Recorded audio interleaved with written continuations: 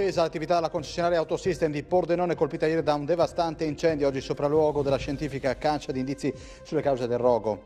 Al via Udine, a 2 giorni della conferenza nazionale delle costruzioni, nella terra sconvolta dal terremoto si muovono i primi passi per cambiare il DNA del comparto. La parola d'ordine è innovazione. Sono triplicate nell'ultimo anno le chiamate al telefono anziani maltrattati di Udine, 37 i dossier aperti. Si tratta soprattutto di inadeguata assistenza in casa di riposo e problemi di natura finanziaria. Il kebab friulano proposto dalla Regione al Salone del Gusto di Torino fa infuriare Luca Manfel, friulano vincitore di Masterchef USA da New York, dove sta promuovendo il frico, manifesta su Facebook il proprio disappunto. Si profila un turno di stop per Bado alle prese con i postumi della forte contusione procuratagli da Milic durante la sfida con la Fiorentina. Lo staff di Achini spera di recuperarlo per domenica.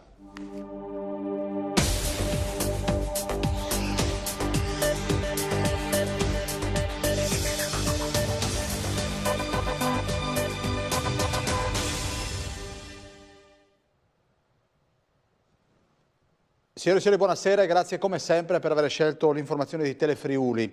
L'incendio che ieri ha devastato il capannone dell'Autosystem di Pordenone non ha fermato l'attività dell'azienda che si occupa di noleggio auto e fa parte del gruppo Sina. Oggi gli uffici sono stati spostati in un'altra ala della concessionaria e l'attività è ripresa regolarmente ed sono in corso ancora gli accertamenti per capire i motivi del rogo. Il giorno dopo il pauroso incendio che ha distrutto lo stabile di Autosystem in Viale Venezia a Pordenone, l'azienda è già ritornata pienamente operativa. L'aveva assicurato fin dalle prime ore la famiglia Sina e così è stato. Mentre in mattinata i vigili del fuoco sono stati ancora al lavoro per raffreddare la struttura, dove si trovavano uffici e l'archivio cartaceo, la ditta che si occupa di noleggio e auto a breve e lungo termine è operativa. Stamattina, infatti, sono uscite 50 macchine e i dipendenti, che ieri si erano trovati faccia a faccia con nubi e fiamme, sono stati trasferiti in un'altra ala del gruppo e hanno potuto regolarmente riprendere il proprio servizio. Evidentemente l'entità dell'incendio è stata molto importante, non si è vista questa grossa colonna di fumo e le fiamme insomma, che hanno anche un po' spaventato la città. I danni evidentemente ci sono, ma sono circoscritti all'immobile. La Sina riprenderà in mano la situazione e ha messo a disposizione per le persone dell'Autosystem uno stabile per ripartire da subito. Restano ancora da approfondire le cause dell'incendio. Stamattina alle 10 la scientifica ha fatto i rilievi per campionare tracce che successivamente saranno analizzate alla ricerca dell'origine dell'incendio. Di rilevanti proporzioni i danni, che si aggirano attorno al €1.000.000, considerando il fatto che il capannone è andato completamente distrutto dalle fiamme e oltretutto il restante andrà demolito e l'area bonificata. Un duro colpo per il gruppo Sina, che ha comunque saputo immediatamente reagire. Quanto alla nube che si è alzata densa e preoccupante sopra la città di Pordenone, l'ARPA ha proceduto con un sopralluogo nell'area e oggi terrà monitorate le centraline per capire se ci sono state ricadute ambientali. L'aria della serata di ieri e la tempestività dell'intervento dei pompieri in ogni caso avevano permesso al cielo di pulirsi molto rapidamente. E proprio riguardo all'intervento effettuato dall'Agenzia regionale per la protezione dell'ambiente del Friuli Venezia Giulia sono stati prelevati dei campioni d'aria per valutare la presenza di inquinanti in atmosfera presenti in prossimità dell'incendio e sono state fornite indicazioni per la messa in sicurezza ambientale dell'area. Nel corso degli accertamenti non è stata evidenziata la presenza di coperture in cemento amianto. Inoltre, durante l'incendio le condizioni meteorologiche erano discretamente favorevoli e hanno permesso la dispersione degli inquinanti in atmosfera. Ciò è confermato dall'analisi dei dati delle centraline della rete di qualità dell'aria di ARPA più vicine al luogo dell'incendio, Porcia e Pordenone, che non hanno rilevato alcuna anomalia. Ed ora le notizie di cronaca a partire dall'arresto di a Monfalcone della titolare di un centro massaggi cinese, finito al centro di un'indagine di polizia e guardia di finanza. La donna è stata accusata di sfruttamento e favoreggiamento della prostituzione.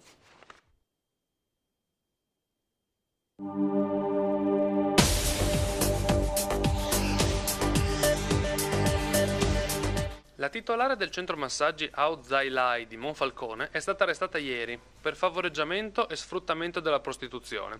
La donna, 37 anni, nata in Cina, è finita nel mirino di un'operazione congiunta di Polizia di Stato e Guardia di Finanza, insospettiti dal notevole afflusso di uomini in quel particolare centro massaggi. Gli stessi clienti hanno spiegato il perché delle loro visite e gli importi versati. Ora verranno controllate le condizioni di vita delle donne e la salubrità degli ambienti, oltre che la possibile evasione fiscale del centro massaggi.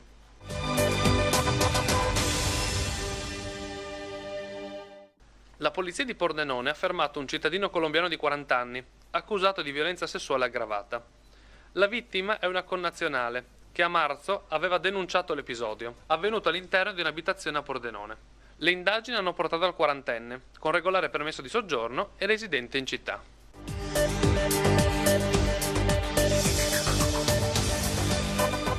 Due clandestini georgiani sono stati arrestati ieri al centro commerciale Città Fiera per furto. Avevano rubato vari oggetti dal supermercato Iper, tra coperte, giocattoli, pupazzi e cuffie per cellulari. Gli addetti alla sicurezza hanno notato i due ed hanno avvisato i carabinieri di Martignacco. La perquisizione personale ha poi permesso di scoprire tantissimi altri oggetti rubati, tra cui delle borracce ed una sella di bicicletta, sottratti anche in altri punti vendita dello stesso centro commerciale. I due, senza permesso di soggiorno, sono stati denunciati per furto aggravato e permanenza illecita sul territorio nazionale.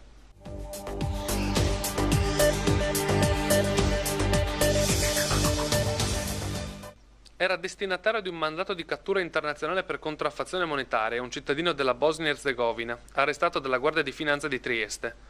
L'uomo viveva nel capoluogo giuliano da più di 30 anni ed aveva commesso il reato nel 2006 in patria. I finanzieri lo hanno identificato a seguito di un controllo e portato in carcere. In Bosnia il falso monetario è punito con la pena di 10 anni di reclusione.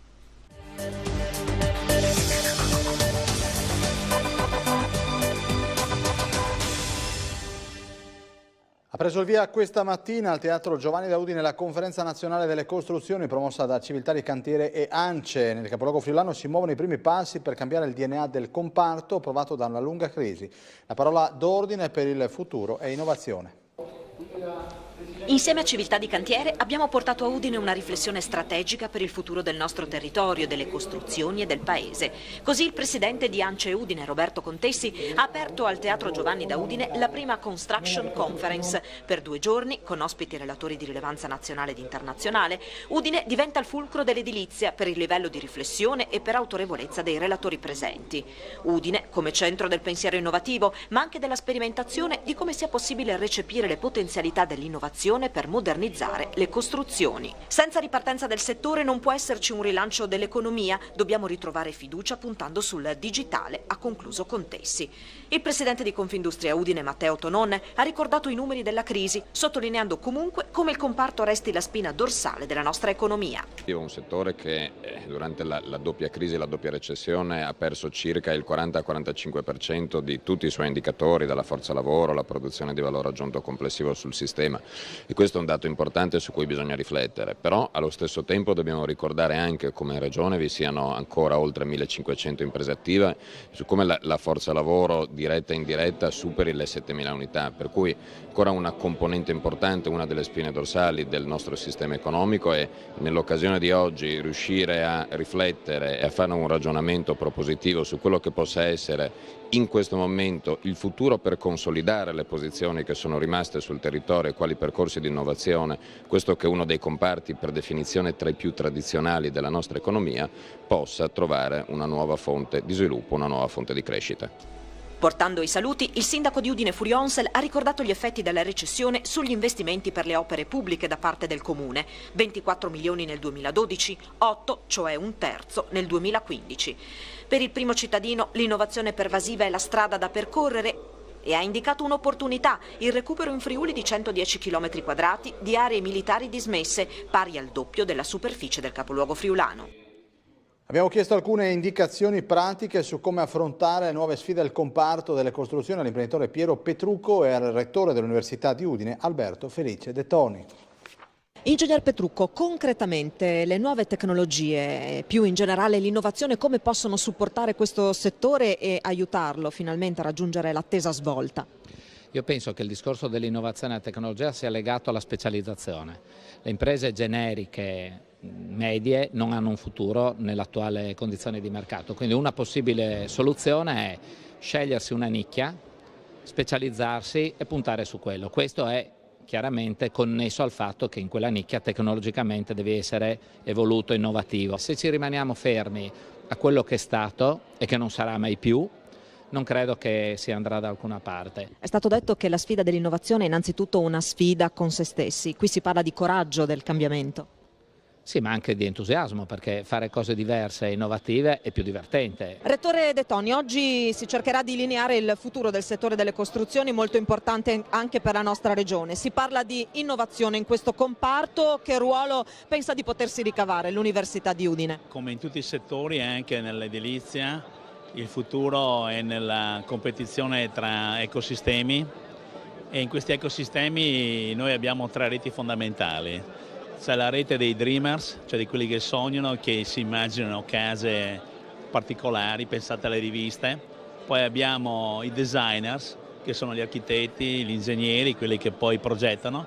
E poi abbiamo i makers. Quindi alla fine il futuro è in queste 3 grandi reti e l'Ateneo può essere sia in quello dei dreamers che in quello dei designers. Un'ottima proposta per Trieste, un'indicazione attesa dal territorio e dagli operatori, lo ha detto la Presidente Serracchiani, commentando la richiesta da parte del Ministro delle Infrastrutture e dei Trasporti, Graziano Del Rio, per la nomina di Zeno D'Agostino a Presidente dell'Autorità di Sistema del Mare Adriatico Orientale. Dalle sinergie generate dall'ingresso del porto di Monfalcone e poi il porto Nogaro, la Regione si potrà proporre con il suo sistema unico portuale e logistico in modo finalmente credibile come piattaforma a servizio di un vasto interland europeo, ha concluso Serracchiani, nell'interesse del territorio e del Paese. Per festeggiare i 70 anni di storia, la Schneider ha organizzato un Open Day per domani nella sede di Maiano, una giornata dedicata alla storia dell'azienda in cui tutti potranno ripercorrere attraverso un percorso studiato per l'occasione le tappe fondamentali del marchio friulano. Per tutti gli ospiti sarà organizzato anche uno show cooking live a cura dello chef stellato Alberto Tonizzo. Uffici di polizia al collasso e l'allarme lanciato dai sindacati di categoria UGL e SAP. Dopo la chiusura del Tribunale e della Procura a Tolmezzo è a rischio anche la locale sezione della Polizia Stradale. In tutta Italia sono a rischio 300 uffici di polizia delle specialità, tra i quali la sezione postale di Udine, che si occupa di tutti i reati informatici. A lanciare l'allarme sono i sindacati di categoria UGL e SAP, come ci spiegano Olivo Comelli e Adriano Vueric, segretari rispettivamente di SAP regionale e provinciale di Udine. Il distaccamento di Tolmezzo rischia la chiusura per asfissia. Attualmente dispone di 11 persone su un organico previsto di 19 operatori che tra l'altro sono impiegati sui tratti autostradali per rinforzare le 2 sottosezioni di Amaro e Palmanova, che a loro volta devono garantire, come stabilito da contratto, le pattuglie sulla viabilità autostradale a discapito della viabilità ordinaria. Una situazione insostenibile per la Carnia, dove non possono essere garantiti controlli serali e quelli notturni. Se non vengono inviati rinforzi, continua Vueric, c'è il rischio di arrivare al collasso vero e proprio. Tra l'altro la carenza d'organico è evidente in tutte le sedi regionali, basti pensare che la sezione di Udine dispone di 40 operatori su 52 previsti. La sottosezione di Palmanova, che ne ha 38, su un organico di 52 unità, mentre Amaro ne conta 32 contro i 44 necessari. La sezione di polizia postale deve fare un grande sforzo, al momento sono solo 8 gli operatori per far fronte alla crescita esponenziale dei carichi di lavoro come il cyberterrorismo, la pedopornografia online, gli adescamenti di minori in rete e il cyberbullismo. Brusca crescita di chiamate al telefono anziani maltrattati, la cui unica sede in Italia è a Udine. Rispetto al 2015, pensate, le richieste sono triplicate. Nel 2016 è triplicato il numero di richieste d'aiuto da parte di anziani al TAM di Udine. Fino ad oggi lo sportello, che funge da riferimento per tutto il territorio nazionale, ha ricevuto 113 chiamate e ha aperto 37 dossier. Il dato complessivo del 2015 è di 60 chiamate, 22 delle quali sono oggetto di indagini. Lo riferisce la responsabile del telefono anziani maltrattati, Francesca Carpenedo, che evidenzia l'importanza di questi numeri, poiché non tutti gli anziani sono al corrente dell'esistenza di questo servizio. Al momento le segnalazioni che arrivano da tutta Italia riguardano situazioni di carenza o non appropriata assistenza in case di riposo e maltrattamenti finanziari in famiglia. Ma in Italia, sottolinea Carpenedo, l'attenzione su queste tematiche è ancora troppo bassa rispetto al resto dell'Europa. Basta guardare la Francia, dove un analogo servizio è operativo in una 70ina di dipartimenti. Lo sportello, nato a Udine nel 2001, quale riferimento per tutto il territorio nazionale, è seguito esclusivamente da volontari che operano o che hanno operato nell'ambito del sociale, Porta la sua esperienza anche all'interno di gruppi di lavoro europei.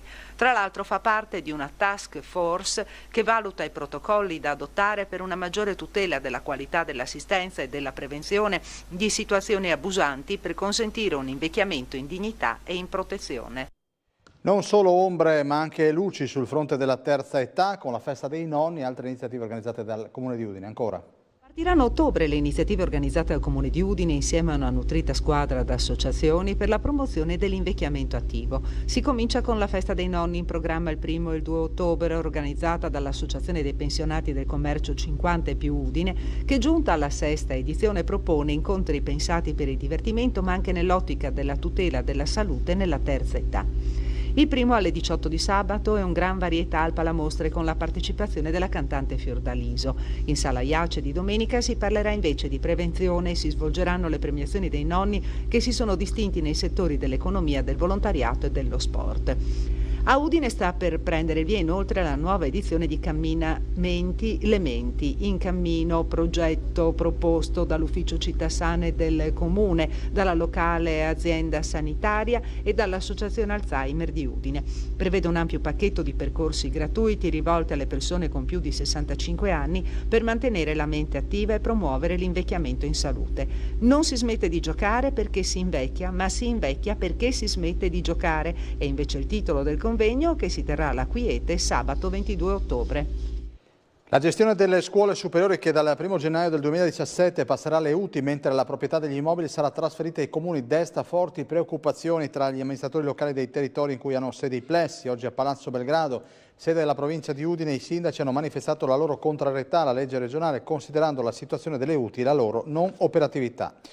Il kebab friulano proposto dalla Regione al Salone del Gusto di Torino scatena polemiche anche oltreoceano. Vediamo. Nel mentre che la Regione Friuli Venezia Giulia ha stanziato $90.000 per quel Salone di Torino per promuovere il famosissimo kebab friulano, che non sanno neanche che cos'è il kebab, perché quello che hanno fatto, che stanno promuovendo è un panino con la salsiccia. Io e il signor Matteo Rizzo di Udine stiamo andando da Italy in grande versione Friuli Forever per cercare di promuovere il frico in America. Quindi l'ho postato anche sulla mia pagina di Facebook. A me che la Regione Friuli Venezia Giulia spenda €90.000 per promuovere l'hamburger vegetariano e il kebab friulano, che non è neanche un panino con la salsiccia, mi girano altamente, come si dice, no? le eliche, come dice mio padre. Che qua si sappia, è difficile far capire agli americani che cos'è il montaggio, che cos'è il prosciutto di San Daniele, quando ci sono altri prodotti che non sono neanche buoni minimamente tanto quanto i nostri prodotti, però perché si fa molta più pubblicità, c'è molto più marketing dietro, vengono riconosciuti molto di più. Dei miei prodotti tipici friulani che io mi devo fare un mazzo tanto per cercare, per trovare, per mettere nei miei menù. Quindi una piccola nota polemica, che di solito non faccio mai nei miei video, però dopo un po' il troppo stroppia, no? Come si dice in friulano? Comunque forza Friul, sempre, no? Make frico, not war. Tra i protagonisti di Gusti Frontiera, kermesse inaugurata ieri pomeriggio a Gorizia, anche lo chef Alessandro Borghese. La cucina in televisione fa bene, serve anche alla promozione di iniziative come Gusti di Frontiera. Lo ha detto lo chef Alessandro Borghese, protagonista del piccolo schermo, che ha preso parte all'inaugurazione della kermesse goriziana, mettendosi subito dopo all'opera nel Salotto del Gusto. La cucina è patrimonio del mondo, nonché patrimonio italiano, grandissimo, quindi per noi cuochi è importantissimo conoscere le tradizioni degli altri paesi, conoscere i prodotti degli altri paesi, viaggiare è fondamentale per il bagaglio di un cuoco e quindi una volta che uno ha raggiunto un po' una sua maturità gastronomica, è anche divertente sperimentare. Adesso siamo sul confine, no, sloveno, siamo in Friuli Venezia Giulia, quindi abbiamo tantissimi prodotti tipici su cui possiamo giocare. Quando ti viene dato un paniere di prodotti è divertente sperimentare e provare un piatto nuovo, quindi io poi ho l'abitudine di disegnarlo il piatto, di pensarlo in testa e buttarlo su carta e poi provarlo, quindi quello è il bello del gioco del cuoco, no? La cucina in televisione fa bene all'Italia, fa bene al sistema della ristorazione, delle scuole alberghiere che sono di nuovo piene, di queste meravigliose manifestazioni che comunque avvengono perché si parla tanto di cucina. Borghese si è poi soffermato sulla sua personale proposta per gusti di frontiera. Propongo un piatto di carne e uno di pesce. Andiamo a fare un gioco, il gioco nel cortile, come lo chiamo io, quindi faraona, rete di maiale, i suoi fegatini, abbinata alla brovada. E poi andiamo a giocare invece con una capasanta, quindi parliamo di laguna, di zona di grado, quella zona lì, e ci mettiamo invece accanto a giocare con un prosciutto. Ieri sera al Giovanni da Udine l'inaugurazione ufficiale, oggi nuova giornata di lavori per il 24esimo convegno del centro Balducci di Zugliano. Protagonisti gli studenti, alcuni rifugiati ed un generale che ha parlato dell'ingiustizia della guerra. La guerra non è mai giusta ed è infinita, nel senso che rischia di non fermarsi, ma anche perché ormai non ha più un fine, un obiettivo. Sono parole di Fabio Mini, generale e già capo di Stato Maggiore del Comando NATO del Sud Europa e comandante della missione internazionale in Kosovo, oggi saggista, protagonista della mattinata a Zugliano nell'ambito della seconda giornata del 24esimo convegno del centro Balducci. In Sala Petris, davanti ad una platea di studenti, Mini è intervenuto dopo la testimonianza portata da richiedenti asilo e rifugiati di Pakistan, Afghanistan, Somalia e Ucraina. Non esiste più la guerra giusta proprio perché sono venuti a mancare i presupposti giuridici per giustificare la guerra. La guerra è diventata ormai un crimine, ma un crimine internazionale. Che cos'è che si giustifica adesso? Semmai l'intervento cosiddetto umanitario, però purtroppo anche questo tipo di intervento umanitario è stato abusato. Si spende moltissimo per la guerra e forse si investe troppo poco, molto poco per la pace. Sì, è vero, esiste un'economia della pace, no? Che può dare i frutti. Il fatto è che non ha abbastanza risorse. Questi strumenti sono sottoalimentati. Ma si può invertire questa tendenza o la guerra è destinata ad essere infinita? No, la guerra sarà infinita, la dico io, perché non solo infinita perché non ha più fine, infinita anche perché non ha più gli fini. Non ci sono i fini, gli scopi della guerra di una volta. Sono addirittura diventate delle cose che sono contro l'utilità di carattere generale.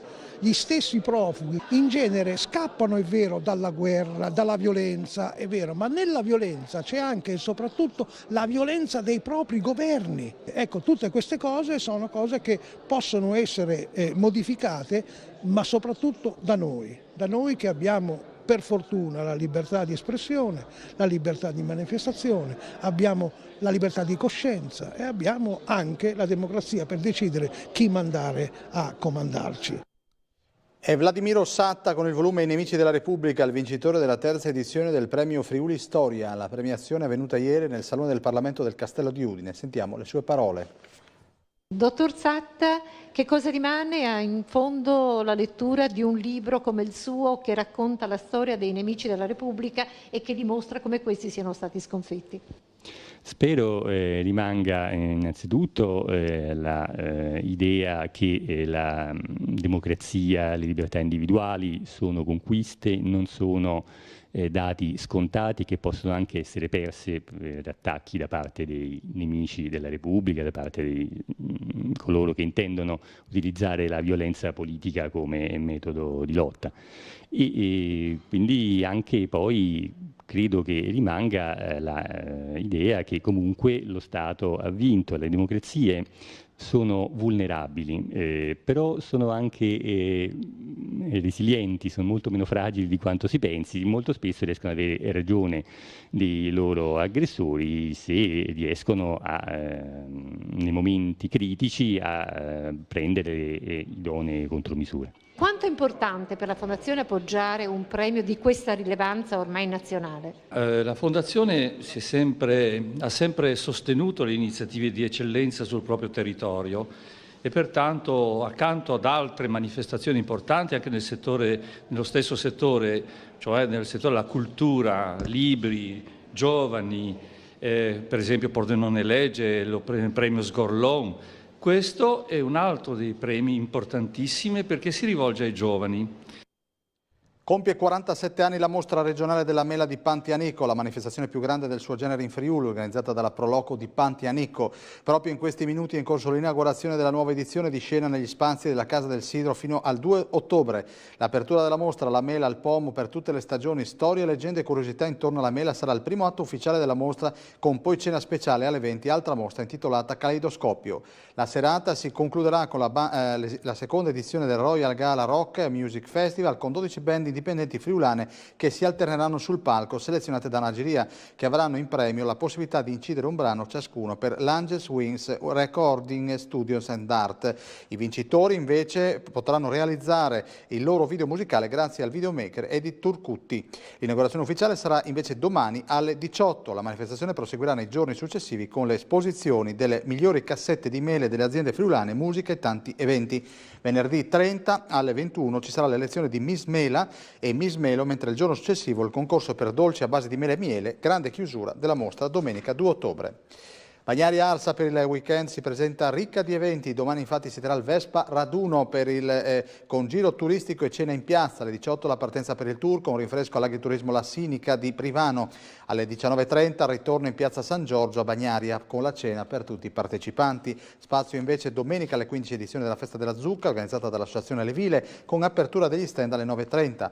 Tante le attività nel corso della giornata, dall'esposizione delle zucche, da premio agli intagliatori, dalla pesca gastronomica Archibald Day, in cui gruppi di artisti realizzeranno opere d'arte con zucche, frutta, ortaggi e cereali, senza dimenticare però la parte gastronomica. Sia a pranzo che a cena saranno serviti gnocchi di zucche e altre specialità tipiche. La giornata finirà con l'esibizione di flamenco e danza del ventre. La manifestazione si terrà anche in caso di pioggia. È giunto al termine il quinto concorso organi storici del Basso Friuli, indetto dal Comune di Muzzana, con il sostegno dell'Assessorato regionale al turismo della Fondazione Krupp della provincia. Questa sera alle 20.30 nella Pieve di Rose di Camino al Tagliamento, concerto di proclamazione e premiazione del premio Franz Zanin. Domani sera, sabato 24, sempre alle 20.30, nella parrocchiale di Muzzana, proclamazione e premiazione di vincitori del concorso. Pochi euro messi in gioco, un jackpot da record appena sfiorato, premio di consolazione consistente per un giocatore di Trieste che ha mancato di un numero il colpo grosso, ma porta a casa per l'ultimo concorso del Super Enalotto un 5 da 35.000 euro. La schedina vincente è stata giocata nella rivendita tabacchi di Via Flavia 98 appunto nel capoluogo regionale. Ed è stato presentato oggi a Palazzo Belgrado, sede della provincia di Udine, il progetto Salmodia della Pace, ideato dal coro Vincenzo Ruffo Città di Cervignano, un'iniziativa interreligiosa che mette a dialogo attraverso canti e letture 5 religioni monoteiste, cristiano-cattolica, greco-ortodossa, serbo-ortodossa, ebraica e musulmana, nel nome della pace. Andiamo con la vignetta.